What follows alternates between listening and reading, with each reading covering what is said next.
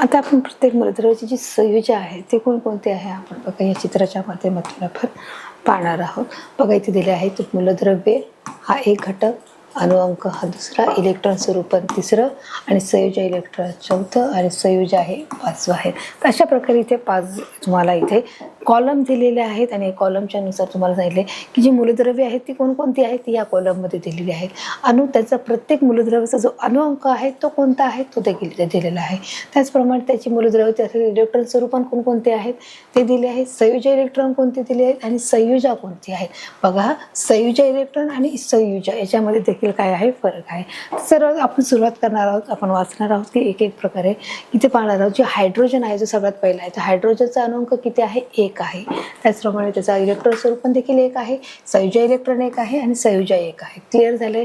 जो लिथियम आहे हेलियम आहे, हेलियमचा किती दोन आहे, दोन दोन दोन आहे म्हणजे दोघांचेही सारखे आहेत. लिथियम जो आपलं मूलद्रव्य आहे त्याचा देखील तीन आहे, दोन आणि एक आहे.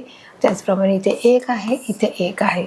चौथा आहे बेरिलियम आहे, बेरिलियमचा चार आहे, दोन आणि दोन आहे. इलेक्ट्रॉन स्वरूपात संयोजन इलेक्ट्रॉन किती आहे दोन आहे आणि जे संयोजन आहे त्याचे देखील दोन या प्रकारात आढळून येते. जो बोरॉन आहे बोरॉनचा किती आहे पाच आहे अणुअंक, इलेक्ट्रॉन स्वरूपात दोन आणि तीन आहे. त्याचप्रमाणे संयोजन इलेक्ट्रॉन त्याचा तीन आहे आणि संयोजन त्याची तीन आहे. कार्बन जो हा घटक आहे जो म्हणजे मूलद्रव्य आहे त्या कार्बनमध्ये किती आहे सहा आहे त्याचा अणुअंक. त्याचप्रमाणे इलेक्ट्रॉन स्वरूपात दोन आणि चार आहे. त्याचप्रमाणे संयोजन इलेक्ट्रॉन चार आहे आणि संयोजन त्याची चार आहे. त्याचप्रमाणे जो नायट्रोजन आहे त्या नायट्रोजनचा जो अणुअंक आहे तो सात आहे, इलेक्ट्रॉन स्वरूपात दोन आणि पाच आहे आणि संयोजन इलेक्ट्रॉन त्याची पाच आहे आणि संयोजन त्याची तीन आहे. त्याचप्रमाणे आपण पाहिलं जो ऑक्सिजन आहे तो ऑक्सिजन किती आहे आठ आहे त्याचा अणुअंक. त्याचप्रमाणे ऑक्सिजनच्या इलेक्ट्रॉन स्वरूपात दोन आणि सहा आहे, संयोजन त्याची सहा आणि दोन आहे संयोजन. त्याचप्रमाणे जो प्युरम आहे प्युरमचा किती आहे नऊ आहे, दोन सात आहे, सात आहे, एक आहे. त्याचप्रमाणे नियॉनचा दहा आहे, दोन आणि आठ आहे, झिरो आहे आणि झिरो आहे. त्याचप्रमाणे सोडियमचा 11 आहे. बघा आता इथे सुरुवात जास्त झाली की एक पासून त्याची सुरुवात बघा झाली की अणुअंक किती दाखवलेला आहे बघा आणि त्याचा 11 आहे, त्याचा 2 8 1 आहे. जी इलेक्ट्रॉनच्या स्वरूपांमध्ये त्याची जी संख्या किती असणार आहे 2 8 1 आहे. संयोजन इलेक्ट्रॉन किती आहे 0 आहे, त्याचप्रमाणे 0 आहे. सोडियम 2 8 1 1 आणि 1 आहे. त्याचप्रमाणे आपलं आहे मॅग्नेशियम, मॅग्नेशियमचा जो अणुअंक आहे तो 12 आहे. त्याचे जे इलेक्ट्रॉन स्वरूपात 2 8 2 या माध्यमात होत आहे. त्याचप्रमाणे संयोजन इलेक्ट्रॉन आहे त्याची 2 आहे, संयोजन त्याची 2 आहे. त्याचप्रमाणे आपलं ॲल्युमिनियम आहे त्या ॲल्युमिनियमची संख्या किती आहे 13 आहे. त्याची इलेक्ट्रॉन स्वरूपात 2 आणि 8 3 आहे, संयोजन इलेक्ट्रॉन 3 आहे आणि संयोजन 3 आहे. तर आपला शेवटचा जो आहे सिलिकॉन आहे, सिलिकॉनची जी अणुअंक किती आहे 14, इलेक्ट्रॉन स्वरूपात त्याचं 2 8 4 आहे, संयोजन इलेक्ट्रॉन त्याचं 4 आहे आणि त्याचे संयोजन 4 आहे. तर अशा प्रकारे जे मूलद्रव्य अणुअंक इलेक्ट्रॉन स्वरूपात संयोजन इलेक्ट्रॉन आणि जे संयोजन आहे याचा आपण काय काढलेलं आहे अणुअंक काढलेला आहे. जे मूलद्रव्य या मूलद्रव्याचा आपण अशा प्रकारे अणुअंक संयोजन इलेक्ट्रॉन स्वरूपात संयोजन इलेक्ट्रॉन आणि संयोजन काढलेले आहेत आणि त्याचे किती वस्तुमान आहेत ते देखील आपण इथे चित्रामध्ये वाचून काढलेलं आहे. त्याप्रमाणे हे देखील आपल्याला समजून घेतलेलं आहे. तर अशा प्रकारे आपला पाठ जो आहे तो इथे क्लिअर झालेला आहे.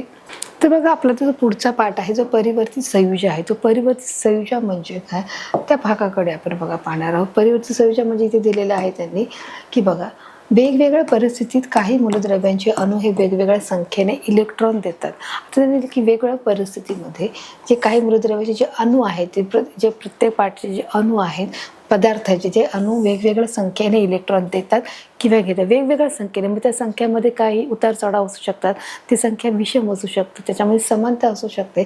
मग अशा वेळी ती मूलद्रव्ये एकापेक्षा जास्त संयोजन दाखवतात. मग अशा वेळी जी मूलद्रव्ये आहेत ती एकापेक्षा जास्त संयोजन ही दाखवली जाते. म्हणजे ते सोडियम ॲटॉम आहे आणि सोडियम आयन आहे.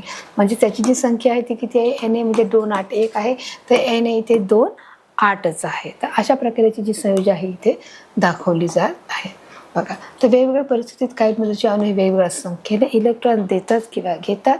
अशा वेळी ती मूलद्रव्ये एकापेक्षा जास्त संयोजन दाखवली जाते. आता परिवर्तित संयोजन आणि परिवर्ती संयोजक व परिवर्ती संयोजक दाखवणारी काही मूलद्रव्ये आहेत. मग ती कोणती मूलद्रव्ये आहेत बघा आपण पाहणार आहोत. परिवर्ती संयोजक दाखवणारी काही मूलद्रव्ये बघा आता इथे त्यांनी दिलेलं आहे, चार्ट दिलेला आहे. ह्या चार्टमध्ये आपण पाहत आहोत जे दिले आहे मूलद्रव्य कोणतं आहे बघा. हा पहिला घटक, दुसरं संज्ञा आहे, तिसरं संयोजक आहे, चौथं आयन आहे आणि पाचवं आहे नामकरण. बघा आता पहिला जो त्यांनी मूलद्रव्य घेतला तो कोणता आहे, तांबे आहे. म्हणजेच काय आहे, कॉपर आहे, Cu. म्हणजे त्याला जी संज्ञा कोणती दिली, Cu आहे. मग त्याची संयोजक किती आहे, 1 व 2 संयोजक आहे. त्याचप्रमाणे आयन किती आहे, Cu प्लस Cu2 Cuचा वर्ग अधिक आहे. त्याचप्रमाणे नामकरण काय आहे इथे, क्युप्रस किंवा क्यूपिक आहे. म्हणजे याचे जे दोन नावं आहे, काय नावं आहेत, याला दोन नावं येऊ शकतात, क्युप्रस किंवा क्यूपिक हे दोन प्रकारची नावं आहेत. म्हणजे त्यांनी सांगितलं की परिवर्ती संयोजक दाखवणारी हे काही मूलद्रव्य आहेत. मग ती कोणती आहेत, मग त्यांनी पहिले तांबा घेतला आहे, ते आपण दाखवले की त्याची संज्ञा Cu आहे. पारा आहे, मग पारा इथे काय आहे, Hg आहे. त्याची संज्ञा कोणती आहे, Hg.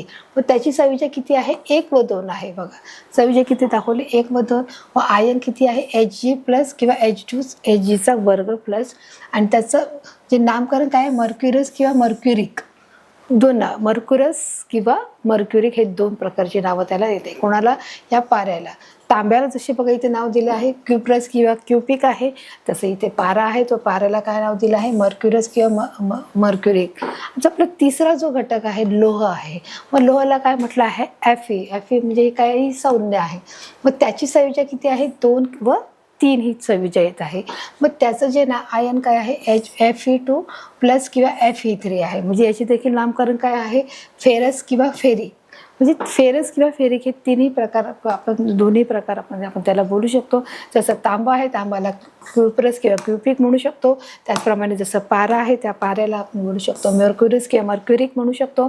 त्याचप्रमाणे लोह आहे, त्या लोहाला देखील आपण फेरस किंवा फेरिक अशा प्रकारे देखील आपण म्हणू शकतो. म्हणजेच ही परिवर्ती संयोजक दाखवणारी काही जी मूलद्रव्य आहेत, या मूलद्रव्याचा आपण इथे चार्टमध्ये अभ्यास केलेला आहे. चला तर आपण पुढे जाणार आहोत. इथे दिलं आहे आयनिक बंध असणाऱ्या संयोगाचे 2 घटक असतात. जे आयनिक बंध आहे, ते आयनिक बंध असणाऱ्या संयोगाचे किती आहेत, हे 2 घटक आहेत. 2 घटक असतात ते म्हणजे कॅटायन आयन. आपलं हे आता पाठच्या भागामध्ये झालेलं होतं. कॅटायन म्हणजे काय, आयन म्हणजे काय.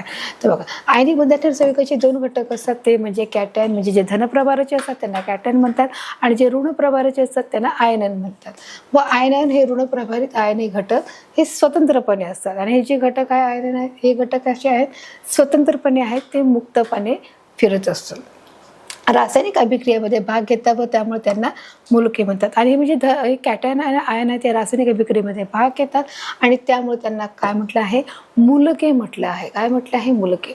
अशा प्रकारे बघा हे स्वतंत्र फिरत असतात, ते केंद्रकाच्या बाहेर असतात आणि स्वतंत्र ते फिरत असतात. म्हणजे त्यामुळे त्यांना काय म्हणणं आहे, ते रासायनिक अभिक्रियेमध्ये भाग घेतात आणि त्याच्यामुळे त्यांना मूलके असे म्हणण्यात येत आहे. म्हणजेच काय, HO मायनस म्हणजेच काय, कॅटायन रूपी मूलकाची जोडी हायड्रॉक्साईड म्हणजे OH या अनायन रूपी मूलकासोबत झालेली की विविध आम्लधारी तयार होतात. आणि मग आता त्यांनी सांगितले की जे ऋणप्रभारित जे आहेत कॅटायन आहेत, म्हणजे त्याला जे ऋणप्रभाराचे असतात त्यांना आपण काय म्हणत आहोत बघा, जे धनप्रभाराचे त्यांना कॅटायन म्हणतो, जे ऋणप्रभाराचे त्यांना आयनन म्हणतो. आता कॅटायन रूपी मूलकाची जी जोडी आहे बघा, ही अशा प्रकारची ही जोडी आहे. ही जोडी हायड्रॉक्साईड म्हणजे OH या आयन रूपी मूलकावर म्हणजे कॅटायन आणि आयनन या मूलकासोबत झाली की विविध आम्लधारी तयारी होतात. काय होतात, विविध आम्लधारी जे विविध आम्लधारीचे पदार्थ आहेत ते पदार्थ तयार होण्यास सुरुवात होत असते. म्हणजेच NaOH म्हणजेच KOH. बघा म्हणजे जसे NaOH किंवा KOH त्यामुळे कॅटायनांना आम्लधर्मी मूलके म्हणतात. म्हणजेच काय, कॅटायनांना काय म्हटलं जात आहे, आम्लधर्मी मूलके असं देखील म्हटलं जाते, जसं NaOH किंवा KOH. या उलट आयन रूपी मूलकाची जोडी हायड्रोजन आयन या कॅटायन रूपी मूलकाबरोबर झाली की विविध आम्ले तयार होतात. आता या उलट पुन्हा जर आता कॅटायन आणि आयन मिळालं तर मग त्यामुळे काय आपण पाहिलं जसं इथे पाठीमागच्या भागामध्ये की त्यामुळे आम्लधर्मी ही मूलके तयार होतात. तर या उलट अनायन मूलकाची जोडी जर तयार झाली तर ती हायड्रोजन आयन या कॅटायन रूपी मूलकाबरोबर झाली की विविध इथे काय होत आहे, आम्ले तयार होत आहेत. म्हणजे SCH त्याचप्रमाणे हायड्रोजन बाउंड अशाने हायड्रोजन बाउंड. तर अशा प्रकारे बघा ही तयार होत आहेत. जसं त्यामुळे अनायन आम्लधर्मी मूलके असेही म्हणतात. मग त्यामुळे त्यांना काय म्हणत आहेत, अनायन आम्लधर्मी मूलके असंही त्याला म्हटले जात आहे. अशा प्रकारे ही जोडी देखील इथे तयार होते. आम्लधार्मी मूलकांची उदाहरणे पाहणार. मग आता आम्लधार्मी मूलकांची उदाहरणे कोणकोणती आहेत, म्हणजे Ag+Cu2+ Fe3 CH2 NH4 K+ आणि Na. तर अशा प्रकारे ही त्यांची काय आहे, जोडी आहे. तर इथे दिले आम्लधारी मूलकाची जी उदाहरणे आहेत ती कोणत्या प्रकारची आहेत बघा. आता आपण ती समजून घेणार. आम्लधारी मूलकाची उदाहरणे आहे. आम्लधारी मूलकाची उदाहरणे Cl-I- SO2 NO3- S2- आणि MnO04-. तर अशा प्रकारे आम्लधारी मूलकाची जी उदाहरणे आहेत, जसं बघा इथे चित्र तुम्हाला दिसत आहे. हे जे तुम्हाला खाली उदाहरण दिलं आहे ते तुम्हाला याच्यामध्ये दिसत आहे. म्हणजे आम्लधारी मूलकाची उदाहरणे ही कशा प्रकारची आहे बघा. सल्फरिन ॲटम 2 इलेक्ट्रॉन्स -2 आणि सल्फराइड आयन. तर अशा प्रकारची जी उदाहरणे आहेत ही तुम्हाला इथे ते दिसत आहे. सामान्यपणे आम्लधर्मी मूलके ही धातूच्या अणूपासून इलेक्ट्रॉन काढल्यावर बनतात. आता ही जे काय केलं की जे मूलके आहेत ती कशापासून काढली जातात, की आम्लधारी मूलके ही धातूचे जे अणू आहेत त्या अणूपासून इलेक्ट्रॉन काढल्यावरती ते होत असतात किंवा ते बनतात. कशा प्रकारे जे आम्लधारी मूलके धातूच्या अणूपासून ते बनलेले असतात. मग अशा प्रकारे आपण पाहत आहोत की कशा प्रकारे इलेक्ट्रॉन ते बनले आहेत. तसेच आम्लधर्मी मूलके ही सामान्यतः अधातूच्या अणूमध्ये इलेक्ट्रॉन मिळून बनलेले आहेत. जे आम्लधारी जी मूलके आहेत ती कशी बनले आहेत, अधातू. जे धातू आणि अधातू हा पण देखील आपण घटक घेतलेला आहे. धातू म्हणजे काय, अधातू म्हणजे काय, म्हणजे जे अधातू आहे. मग अधातूच्या अणूमध्ये जे इलेक्ट्रॉन जे मिळून ते बनलेले असतात आणि अशा प्रकारे त्याला आम्लधारी मूलके अशा प्रकारे म्हणत आहेत. बघा, म्हणजेच इलेक्ट्रॉन, हायड्रोजन अक्षर आहे, इलेक्ट्रॉन प्रोटॉन म्हणजे एकच अणू असलेली मूलके ही साधी मूलके आहे. जे एकच अणू आहे त्याला एकच अणू असतो त्याला काय म्हणत आहोत, साधी मूलके म्हणत आहोत. जसे म्हणजे त्यांनी दिलेले आहे Na+Cl-Cu2+. जेव्हा एखादे मूलक म्हणजे प्रभावित असा अणूचा गट असतो तेव्हा त्याला संयुक्त मूलके असे म्हटले जाते. त्याला काय म्हटले जाते आहे, संयुक्त मूलक असे म्हटले जाते आहे, की म्हणजे अशा प्रकारचे संयुक्त प्रकारचे मूलक आहेत. जसे म्हणजे त्यांनी उदाहरण दिले आहे Na+Cl- आणि त्याचप्रमाणे Cu2. हे काय आहे, मूलक आहेत. ते कसे आहेत, प्रभारित आहेत. आणि जेव्हा अशा प्रभारित अणूचा जेव्हा गट असतो तेव्हा त्याला संयुक्त मूलक असं म्हणत आहे. अशा प्रकारे ते संयुक्त आहे. म्हणजेच SO42 बघा, जसे SO42 आणि NH4 म्हणजेच मूलकावरील प्रभारित जे मूल्य असते तीच त्याची काय आहे, संयोजा असते. कोणती आहे ती, त्याची संयोजा आहे. म्हणजे जसे SO42 आहे. तर अशा प्रकारे संयोजा त्यांनी दाखवलेली आहे. आता बघा आपण म्हणतो की संयुगाची रासायनिक सूत्रे व एक पुरावलोकन आहे. इथे त्यांनी की संयुगाची रासायनिक सूत्रे आणि एक पुरावलोकन म्हणजेच काय आहे, NaCl जी संयोजा आहे त्याचप्रमाणे NaCl आहे. म्हणजेच काय, सोडियम ॲटम आहे आणि क्लोराईड ॲटम आहे. म्हणजे हे सोडियम ॲटम म्हणजे Na+Cl आहे. त्याचप्रमाणे सोडियम कॅटेन आणि Na म्हणजेच आणि क्लोराईड ॲनियन आहे Cl आहे. आयनिक बंधाने तयार झालेल्या संयुगाची वैशिष्ट्ये म्हणजे त्याच्या रेणूचे हे दोन भाग असतात. जे आयनिक पद्धतीने जे तयार झाले आहे संयुगाचे रेणूचे काय आहे, दोन भाग असतात व ते कॅटेनिन व आयनिन म्हणजेच आम्लधर्मी मूलके व आम्लधर्मी आम्लधर्मी मूलक व आम्लधर्मी मूलके आहेत. काय आहे, आम्लधारी मूलक आहेत आणि आम्लधारी मूलके आहेत. हे कशाने बनलेले आहे, कॅटेनिन व आयनिन म्हणजेच आम्लधर्मी व मूलक व आम्लधर्मी मूलके आहेत. तर अशा प्रकारे तयार झालेले आहेत. त्यांच्यातील आकर्षण बल म्हणजे आयनिक बंध आहे आणि त्याच्यामधले जे अट्रॅक्टिव्ह जे बल आहे ते म्हणजे काय आहे, एक प्रकारचं एक आयनिक बंध आहे, एक बाउंडिंग आहे. व आयनिक संयुगाच्या नावात दोन शब्द असतात. जे आयनिक संयुग आहे त्याच्या नावामध्ये दोन शब्द आहे. पहिला शब्द आहे तो कॅटेनचे नाव, तर दुसरा आयनायनचे नाव आहे. दोन शब्द आहेत, त्या दोन शब्दामध्ये कोण आहे, पहिला आहे कॅटेनाइन आणि दुसरं आहे आयनाइन जे नाव असते. बघा, पहिला शब्द कॅटेनाइनचे नाव तर दुसऱ्या शब्दाचे आयनाइन नाव आहे. संयुक्त मूलकाची संज्ञा ही 2 पेक्षा जास्त असल्या, जी संयुक्त मूलक आहे त्याची जी संज्ञा ही जर 2 पेक्षा जर जास्त असल्यास कंसाचा वापर करतात. म्हणजे बघा, मग अशा प्रकारे हा कंसाचा वापर करतात. जी संज्ञा जर 2 पेक्षा जर जास्त आहे म्हणजे जे कॅल्शियम ऑक्सिजन आहे किंवा कॅल्शियम सल्फाईड आहे तर त्याच्यापर्यंत ते कंसामध्ये दर्शवले जाते. उदाहरणार्थ Ca आणि OH2. म्हणजे तसेच आम्लधर्मी मूलके सामान्यतः अधातूच्या अणूमध्ये इलेक्ट्रॉन मिळून बनलेले असतात. जे आम्लधर्मीचे मूलके आहेत ते सामान्यतः कुठे मिळतात, अधातूच्या अणूमध्ये इलेक्ट्रॉन मिळवतात. जे अधातू आहेत त्याच्यामध्ये इलेक्ट्रॉन मिळवत जातात त्यालाच एकच अणू असलेली मूलके साधी मूलके होत असतात. म्हणजे जसं इथे त्यांनी दिलेलं आहे बघा, Na+Cl-Ca2 जेव्हा एखादे मूलक म्हणजे प्रभारित असा अणूचा गट असतो तेव्हा त्याला संयुक्त मूलक म्हणतात. तर बघा, त्यांनी दिले संयुगाची रासायनिक सूत्रे व एक पुरावलोकन. पायरी 1 आहे. काय आहे, एक मूलकांच्या संज्ञा लिहिणे म्हणजेच आम्लधर्मी मूलक डाव्या बाजूला लिहिणे. म्हणजेच बघा Na आणि SO4 काय दिलं आहे की मूलकांची जी संज्ञा लिहिणे कशा प्रकारे लिहितात, जिथे आम्लधर्मी मूलक व डाव्या बाजूला लिहितात, जे आम्लधर्मी मूलक ते डाव्या बाजूला लिहितात. पायरी 2, त्या मूलकाच्या खाली त्याची संयोज्या लिहिणे, की त्या खालच्या जे मूलक आहे त्या मूलकांची काय लिहिणे आहे, त्या मूलकाच्या खाली त्याची संयोज्या लिहिणे. म्हणजे Na किती आहे, 1 आहे, तर SO4 किती आहे, 2 आहे. तशा प्रकारे त्याची काय लिहिलेली आहे, संयोज्या लिहिलेली आहे. तर तिसरं आहे पायरी मूलकाची संज्ञा मिळवण्यासाठी तिरकस गुणाकार करणे. तर त्याची आपल्याला काय मिळवायचं आहे, बघा इथे दिलं आहे की ती मूलकाची संज्ञा मिळवण्यासाठी तर आपल्याला संज्ञा मिळवायची आहे, तर मग आपल्याला काय करायचं आहे, त्याचा तिरकस गुणाकार करायचा आहे. बघा अशा प्रकारे इथे तिरकस गुणाकार येत आहे. म्हणजे Na इथे 2 येणार आहे आणि इथे काय येणार आहे, इथे 1चा SO4. म्हणजे पायरी 4 संयुगाचे जे रासायनिक सूत्र हे लिहिणे आहे. म्हणजेच काय येणार आहे, Na2 हे आपलं काय येणार आहे, संज्ञा येणार आहे. तर अशा प्रकारे ही आपली संज्ञा दिली आहे की जे एकच पुरावलोकन आहे ते इथे अशा प्रकारे झालेलं आहे. म्हणजेच बघा इथे पायरी जी 4 आहे ती पायरी संयुगाचे रासायनिक सूत्र लिहिले म्हणजे Na2 आणि SO4 आहे. तर अशा प्रकारे रासायनिक हे सूत्र इथे तयार झालेले आहे. बघा अशा प्रकारच्या 4 पायऱ्या आहेत. आता आयन आणि मूलके बघा आपण समजून घेणार आहोत. आयन आणि मूलके म्हणजे काय आहे, बघा इथे चित्रामध्ये दाखवलेलं आहे. आयन आणि मूलके काय आहे बघा आपण समजून घेणार आहोत. आम्लधर्मी मूलके आणि त्याचप्रमाणे इथे बघा इथे दिलेलं आहे की जो पहिलं काय आहे, H+ म्हणजे हायड्रोजन आहे. त्याचप्रमाणे जे पहिलं आहे H- हायड्रोजन आहे आणि जे पहिलं आहे Mn04- परमॅंगनेट म्हणजे CO3 कार्बोनेट आहे. आता बघा इथे दिलं आहे Na+ सोडियम आहे, K+ पोटॅशियम आणि Ag+ सिल्वर आहे. ही आम्लारी धर्मे आहेत. ही काय आहे, आम्लारी धर्मी आणि हे आम्लधर्मी आहे. समस्या आम्लारी धर्मी मूलके आणि आम्लधर्मी मूलके याच्यामध्ये काय आहे, फरक आहे. आयने आणि मूलके आपण घेतले आहेत. त्याच्याप्रमाणे H- हायड्रोजन आहे, F- फ्लोराईड आहे, Cl- क्लोराईड आहे, Br- ब्रोफाईड आहे, I- आयोडाईड आहे, O2- ऑक्साईड आहे, S2- आहे आणि N3- नायट्रेट आहे.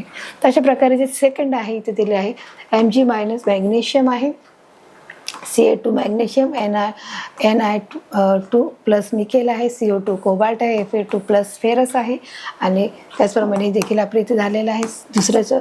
आणि तिसरं आहे Al3+ ॲल्युमिनियम, Cr3+ क्रेमिनियम आणि Eu3+ गोल्ड आहे. म्हणजेच इथे तिसरं आहे OH- हायड्रोक्साईड आहे आणि NH4+ अमोनियम आहे. तर अशा प्रकारची जी नावं आहेत ते आपण इथे घेतली आहे.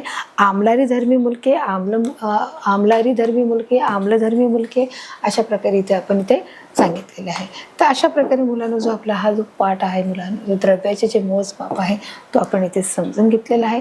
आता आपण जो सारांश आहे त्या सारांशाच्या माध्यमातून आपण बघा पाहणार आहोत की रासायनिक जेव्हा बदल होताना पदार्थाचे काय होत असते, संघटन होते. आपण पाहिलं की जेव्हा 2 पदार्थ जेव्हा एकत्र येतात तेव्हा त्याचे रासायनिक संघटन बनले जाते. रासायनिक दुसरं आहे आपला पहिला पार्ट आहे तो आपल्या इथे क्लिअर झालेला आहे. रासायनिक अभिक्रियेतील अभिक्रियकाचे एकूण वजन व रासायनिक अभिक्रियेतून निर्माण होणाऱ्या उत्पादितेचे एकूण वजन हे सारखेच असते व यालाच काय म्हणणार आहोत, द्रव्य अक्षतेचा नियम म्हणणार आहोत. म्हणजे कशा प्रकारे जे रासायनिक अभिक्रियेवरचे एकूण जे वजन आहे ते रासायनिक अभिक्रिया निर्माण म्हणजे त्यासाठी आपण एक प्रयोग पाहिला होता की कशा प्रकारे वजन हे सारखेच होत आहे. की ज्या चंचू पात्रामध्ये पाणी घेतले, एक परीक्षा नळीमध्ये घेतले, दोघांचे वजन त्याच्यामध्ये जर आपण ठेवले, दोघं एकमेकात ठेवलं तर जसं वजन पाहिलं आणि जे पाणी एकमेकात मिक्स केलं तरी त्याचं वजन हे सारखंच आहे. म्हणजे तो कसा आहे, द्रव्य अक्षतेचा नियम आहे. आपल्या इथे क्लिअर झालेला आहे. आपलं जर तिसरा पॉईंट आहे संयुगाची विविध नियमांमधील घटक मूलद्रव्याचे वजनी प्रमाण नेहमी स्थिर असते. आता आपण की संयुगाचे विविध नियमांमध्ये जे घटक आहे ते मूलद्रव्याचे वजनी प्रमाण नेहमी काय आहे, ते स्थिर असणार हे देखील पाहिलं आहे. आपलं नेक्स्ट आहे अणूचा आकार त्रिज्येवरून ठरतो. अणू आहे त्याचा जो आकार आहे तो कशावरून ठरला जातो, त्याचा आकार त्रिज्येवरून ठरला जातो. म्हणजेच अणूची जी त्रिज्या आहे ती कशामध्ये मोजली जाते, नॅनोमीटरमध्ये मोजली जाते. अणु केंद्रकामध्ये असणारे p अधिकांच्या संख्येला अणु वस्तुमानक असे म्हटलं आहोत. हायड्रोजनच्या सापेक्ष अणु वस्तुमान किती आहे, I आहे. म्हणजेच नायट्रोजनची 14 तर कार्बनची किती आहे, 12 आहे. आज जगभरात IUPAC ने ठरवलेल्या रासायनिक संज्ञा वापरल्या जातात. आपण पाहिलं की ज्या संज्ञा आहेत त्या संज्ञा कोणी ठरवल्या आहेत, IUPAC म्हणजे आपण याचं ते फॉर्म आपण पाहिलेलं आहे. मूलद्रव्याच्या 2 किंवा अधिक अणूच्या संयोगातून रेणू तयार होतात. रेणू कधी तयार होतात, मूलद्रव्याचे 2 किंवा जेव्हा अधिक रेणू एकमेकांच्या संयोगात येतात, जेव्हा त्याच्या संपर्कात येतात त्यावेळेस रेणू तयार होतात. मूलद्रव्याचे बघा हा आपला टॉपिक इथे क्लिअर झालेला आहे. एखाद्या पदार्थाचे रेणू वस्तुमान म्हणजे त्याच्या एका रेणूमध्ये सर्व अणूच्या वस्तुमानाची बेरीज आहे व ते डाल्टनमध्ये मोजली जाते. जेव्हा सांगितलं की एखाद्या पदार्थाचे रेणू वस्तुमान म्हणजेच त्याची काय आहे, एका रेणूमधील सर्व अणूच्या वस्तुमानामधील जी बेरीज आहे त्या पद्धतीला म्हणजेच ते काय आहे, याला आपण डाल्टन पद्धती असे देखील आपण त्याला म्हणणार आहोत. आता आपलं जे नेक्स्ट आहे की संयुगाचा 1 मोल म्हणजे संयुगाच्या रेणू वस्तुमाना एवढे मूल्य असलेले ग्राममधील हे वस्तुमान होय. मोल म्हणजेच काय, हे SI पद्धतीमध्ये आपल्याला त्याचे मोल दिसत आहे. बघा आपलं तो पॉईंट आहे की संयुगाचा 1 मोल किती आहे, तो संयुगाच्या रेणू वस्तुमाना एवढा मूल्य असलेला ग्रॅममधील वस्तुमान आहे, म्हणजे त्याला काय बोलणार आहोत, मोल. आणि मोल हे कशामध्ये मोजले जाते, SI मध्ये म्हणजे मोजले जातं. एव्हरेगोंडा अंकाचे जे मूल्य आहे ते 6.022 गुणिले 10⁻23 इतके आहे व कोणत्याही पदार्थाचा 1 मोल म्हणजे किती आहे, 6.022 गुणिले 10⁻23 रेणू इतका आहे. हे आपण लक्षातच ठेवायचं आहे. हा आपला क्लिअर झालाय. आपला नेक्स्ट आहे मूलद्रव्याच्या संयोग पावण्याच्या क्षमतेला काय म्हटले जाते आहे, संयोजा. मूलद्रव्याचे संयोग पावणारा की दोन जेव्हा मूलद्रव्य एकत्र येतात तेव्हा त्याच्यामध्ये संयोग होतात तेव्हा त्याला आपण संयोजा म्हणतो. हे आपलं क्लिअर झालं आहे. धनप्रभारित कॅटॅयन व ऋणप्रभारित आयन हे घटक स्वतंत्रपणे रासायनिक अभिक्रियेत भाग घेतात त्यांना मूलके म्हणतात. आता मूलके कोणाला म्हणतात, जे धनप्रभारित म्हणजे ज्यांना कॅटॅयन आणि जे ऋणप्रभारित त्यांना आयन म्हणतात व हे घटक जेव्हा स्वतंत्रपणे रासायनिक अभिक्रियेत भाग घेतात तेव्हा त्यांना मूलके म्हणतात. हे देखील आपला टॉपिक क्लिअर झालं. नेक्स्ट आहे आम्लधर्मी जे मूलके आहे ते धातूच्या अणूपासून धनप्रभारित असतात, तर आम्लधर्मी मूलके हे अधातूपासून बनलेले व ऋणप्रभारित असतात. आता आम्लारी धर्मी आणि आम्लधर्मी बघा याच्यामध्ये देखील फरक आहे. आम्लारी धर्मी मूलके कशापासून बनले आहेत, धातूच्या अणूपासून आहेत, तर धातूच्या अणूपासून ते धनप्रभारित असतात. तसंच जे आम्लधर्मी आहे ते अधातूपासून बनलेले असतात व ते कसे आहेत, ऋणप्रभारित आहेत. तर अशा प्रकारे आपण सारांशाच्या माध्यमातून देखील मुलांना आपण पाहिलेलं आहे की हर एक जो घटक आहे तो आपण इथे टॉपिक कव्हर केलेला आहे आणि तो आपण मी तुम्हाला समजून सांगितलं आहे. तसेच या पाठाच्या माध्यमातून येणारे सराव, खेळ, परीक्षा, प्रश्न उत्तर हे कोणत्या प्रकारचे आहेत ते देखील आता आपण पाहणार आहोत.